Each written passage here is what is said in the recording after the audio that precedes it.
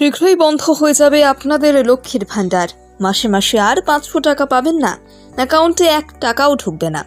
টাকা পেতে চাইলে অবশ্যই মানতে হবে এই 5 নিয়ম, তবেই পাবেন টাকা। এই নিয়মগুলো কি কি দেখুন।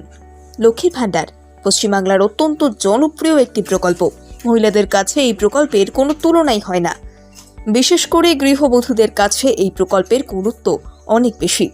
এই প্রকল্পের জনপ্রিয়তার ধারে কাছেও নেই কন্যাশ্রী, যুবশ্রী, প্রগতির মতো প্রকল্পগুলো।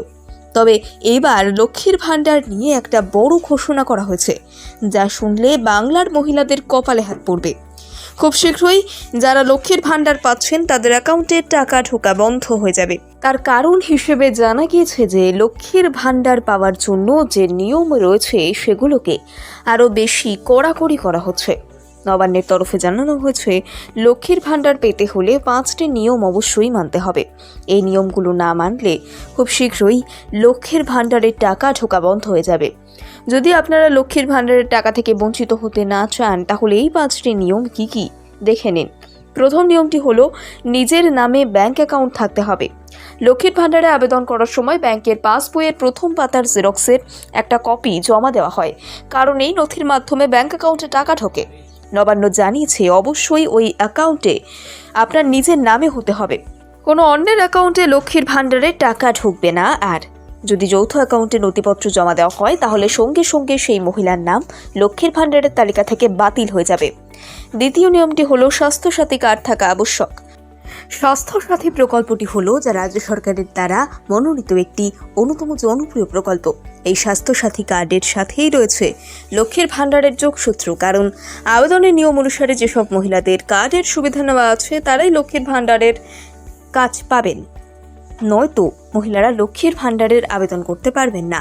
লক্ষ্য করলে দেখা যাবে, লক্ষ্মীর ভান্ডারের আবেদনপত্রে স্বাস্থ্যসাথী কার্ডে নম্বর চাওয়া হয়, আর কার্ডের নম্বর না দিলে লক্ষ্মীর ভান্ডারের আবেদন করা যায় না। নবান্নের তরফে কার্ডের বিশেষ গুরুত্ব, তাই স্বাস্থ্যসাথী কার্ড থাকলেই এই প্রকল্পের সুবিধা পাওয়া যাবে। তপশিলি জাতির অন্তর্ভুক্ত হলে তার প্রমাণপত্র লাগবে। গোটা দেশে তপশিলি জাতির মানুষদের বিশেষ সুযোগ সুবিধা দেওয়া হয়। শিক্ষাক্ষেত্র থেকে শুরু করে কর্মক্ষেত্রে সর্বত্রই এরা এগিয়ে। এমনকি লক্ষ্মীর ভান্ডার প্রকল্পেও এই জাতির মহিলাদের অধিক সুবিধা দেওয়া হয়েছে। যেখানে সংখ্যাগরিষ্ঠ মহিলাদের 500 টাকা দেওয়া হয়, সেখানে তপশিলি জাতির মহিলাদের 1000 টাকা করে দেওয়া হয়। তাই এই সুবিধার আওতায় থাকতে গেলে লক্ষ্মীর ভান্ডারের নিয়ম অনুযায়ী অবশ্যই তপশিলি জাতির প্রমাণপত্র থাকতে হবে, তাহলেই অ্যাকাউন্টে 1000 টাকা করে আসবে। অবশ্যই ব্যাংকের সাথে লিঙ্ক থাকতে হবে আধারের। সরকারের নয়া নিয়ম অনুযায়ী আধারের লিঙ্ক থাকলেই লক্ষ্মীর ভান্ডারের টাকা অ্যাকাউন্টে ঢুকবে, কারণ আধার কার্ড এখন এতটাই গুরুত্বপূর্ণ নথি যে কোনো প্রমাণপত্র হিসেবে এই নথির প্রয়োজন পড়ে। তাই রাজ্য সরকারের তরফে আধার কার্ডের গুরুত্বকে বিশেষ মান্যতা দেওয়া হচ্ছে, এবং যদি কোনো মহিলার ব্যাংকের সাথে আধার লিঙ্ক না থাকে, তাহলে তিনি লক্ষ্মীর ভান্ডারের সুবিধাগুলো থেকে বঞ্চিত হবেন। এছাড়াও অন্য কোনো সরকারি প্রকল্পের সুবিধা গ্রহণ করা যাবে না। লক্ষ্মীর ভান্ডারের আওতায় থাকতে গেলে মহিলাদের অন্য কোনো সরকারি প্রকল্পের সুবিধা নেওয়া যাবে না। শুধুমাত্র বিধবা ভাতা ছাড়া মহিলাদের অন্য কোনো সরকারি প্রকল্পের আওতায় থাকতে পারবেন না।